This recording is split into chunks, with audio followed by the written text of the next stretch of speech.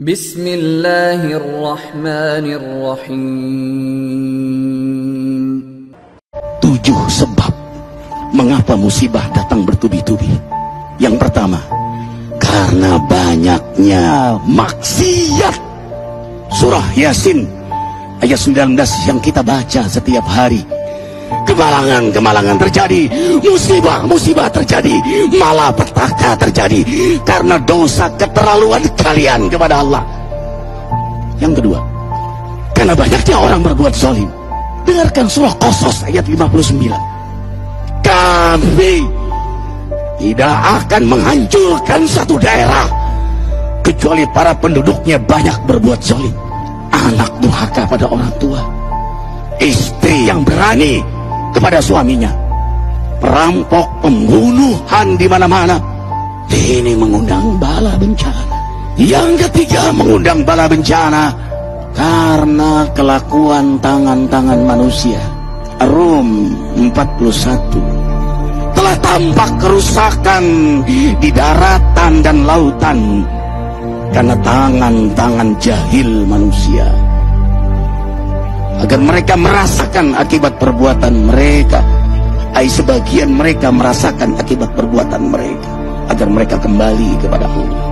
Yang keempat, bencana terjadi karena para tokoh melakukan kemaksiatan dan kezaliman. Dengarkan dengan iman, wahai penduduk Indonesia yang mulia, bila kami ingin menghancurkan suatu negeri, kami perintahkan para tokohnya untuk taat kepada Allah, tapi mereka maksiat, tapi mereka berbuat zalim, tapi mereka hianat kepadaku dan kepada makhlukku. Fahaqa alaihil qaul, maka haklah untuk mereka datang bala bencana seperti kaum Ad, kaum Samud, kaum Lut, kaum Nuh. Kami hancurkan sehancur-hancurnya. Siapa tokoh itu?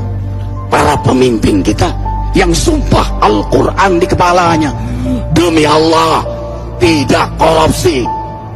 Lalu korupsi. Siapa lagi? Hartawan, orang-orang kaya yang dengan harta berpoya-poya, sombong, maksiat dengan kekayaannya di tengah orang yang banyak menderita. Siapa lagi? Ulama yang menjual ayat-ayat Allah dengan murah. Subhanallah. Yang kelima, mengapa bala bencana terjadi? Karena orang-orang soleh, orang-orang baik diam melihat kemaksiatan dan kemungkaran.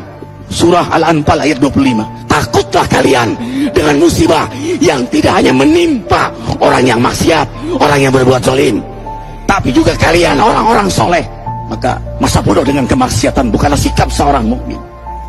Amar ma'ruf nahi munkar adalah amal cerdas. Yang keenam, justru karena rahmat Allah, karena peringatan yang Allah hadirkan agar hadir mahkamah kesadaran kita.